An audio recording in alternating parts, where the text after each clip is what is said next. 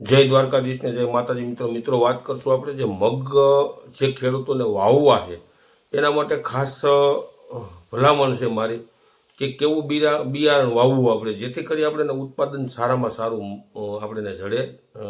આપણે દાખલા તરીકે મિત્રો મગનો આની પહેલાં પણ વિડીયો આપણે બનાવેલો છે 4-5 દિવસ પહેલાં, અને પાછો ફરીથી આપણે રિપીટ વિડીયો બનાવીએ છીએ જેથી કરી જે ખેડૂતોને હજી વિડીયો કોઈએ ન જોયો હોય અને જુએ તો ખબર પડે કે આપણે કેવી મગની વેરાયટી વાવી છે.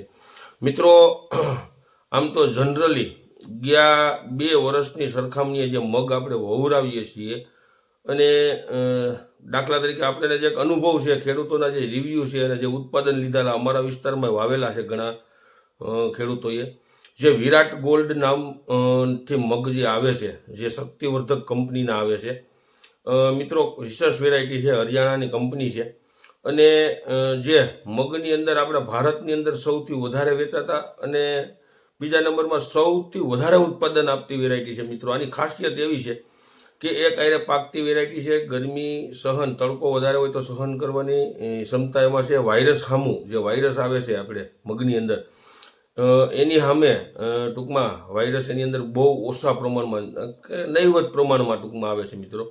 સિંગ જે 10 દાણાથી લઈ અને 16 દાણા સુધીની સિંગ થાય છે, મોટો દાણો થાય છે, વજનવાળો અને એકદમ ગ્રીનરીમાં, જેથી કરી બજાર ભાવ પણ આપણને સારામાં સારા આવે છે.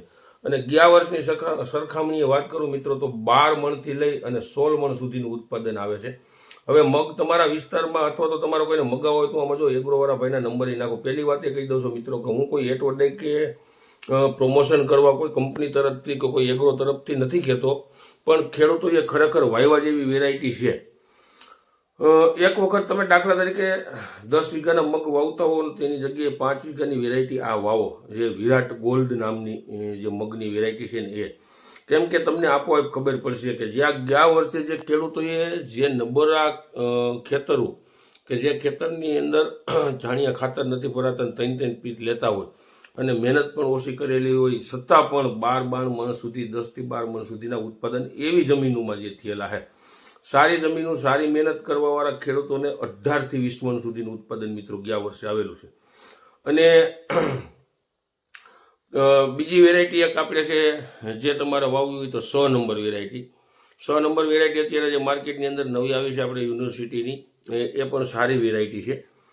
પણ આને તો નહીં જ પૂગે. જે વિરાટ ગોલ્ડ છે ને એને ઉત્પાદનની અંદર નહીં પૂગે. વાવવું કઈ રીતે તો એની વાત કરું હું તમને કે આપણે એનું ઝાડવું પણ આમ તો મોટું થાય છે, થોડુંક પાંદડું પણ એનું મોટું થાય છે. એટલે તમારે જે એક ક્યારાની અંદર આપણે વધારે પૂરતી 5 હાયરું જે કરતા હોય તો 5 હાયરુંનું વાવેતર કરવું એટલે હોલની આસપાસ એમ કંઈક પાટલું થતું હોય છે. અને એક આયરે ટૂંકમાં મગની અંદર ફ્લાવરિંગ લાગશે અને એક આયરે ટૂંકમાં સિંગ લાગશે અને એક જ આયરે પાકશે અને 70 દિવસની આસપાસ ટૂંકમાં પાકતી વેરાયટી છે મિત્રો.